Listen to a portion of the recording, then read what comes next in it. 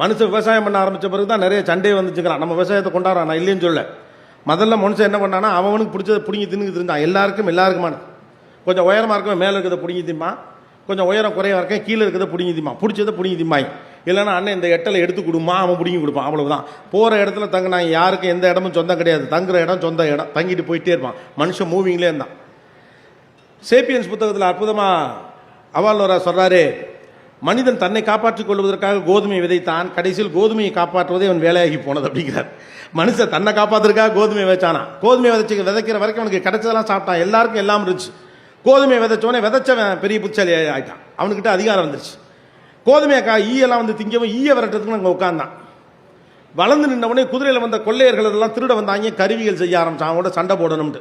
கடைசியில் கோதுமை விளையிற வரைக்கும் நகரவே முடியல, குடிசையை போட்டு அங்கேயே உட்காந்துட்டான். சந்தோஷமாக தெரிஞ்சவன் ஆக்கி தின்னணும்னு ஆரம்பித்தப்போ வந்துச்சு பிரச்சனை அப்படிங்கிறான்.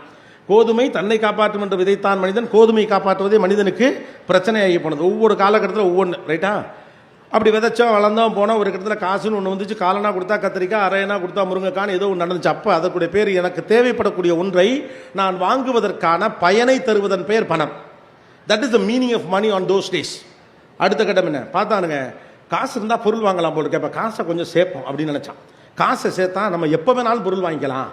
உழைச்சி காசு வாங்கி போய் பொருள் சேர்ப்பதற்கு பதிலாக காசை சேர்த்து வச்சோம்னா நம்ம இருக்கலாம், பாதுகாப்பாக இருக்கலாம். அப்போ meaning of money is safety.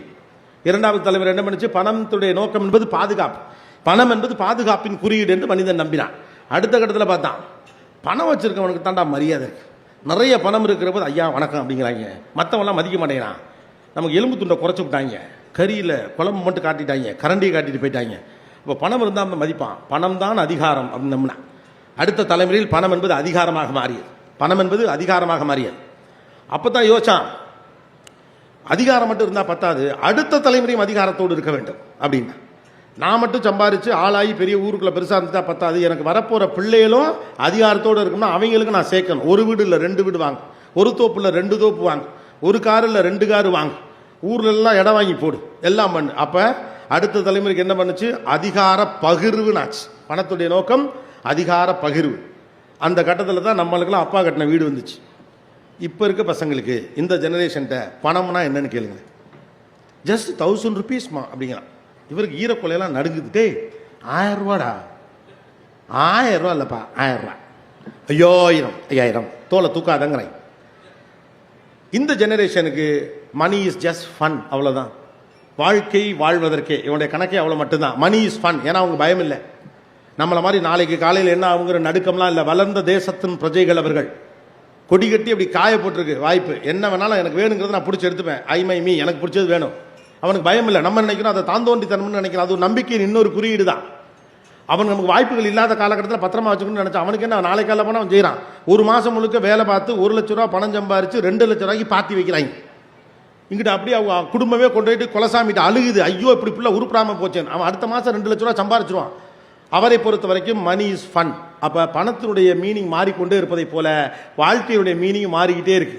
இந்த பிள்ளைகள் உங்களுக்கு யார்? ஒவ்வொருத்தருக்கும் ஒவ்வொரு அடையாளம். கலீல் ஜிப்ரான் ஒரு இடத்துல சொல்றாரு, இந்த பிள்ளைகள் உங்கள் மூலமாக பூமிக்கு வந்தவர்கள் என்று, உங்களுக்காக வந்தவர்கள் அல்ல அப்படி. வைரமுத்து இன்னும் சூப்பராக அதை சொல்லுவார்.